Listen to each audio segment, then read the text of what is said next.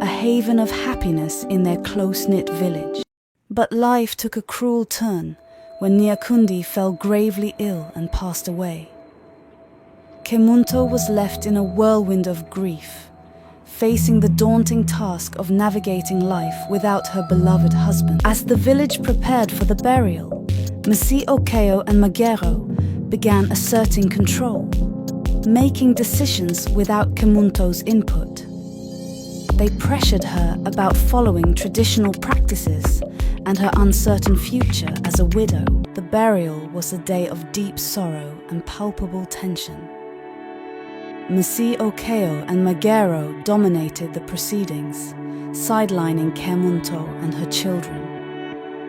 The community mourned Nyakundi, but whispers of Kemunto's impending challenges were already spreading. In the days following the burial, Msi Okeo and Magero's demands intensified.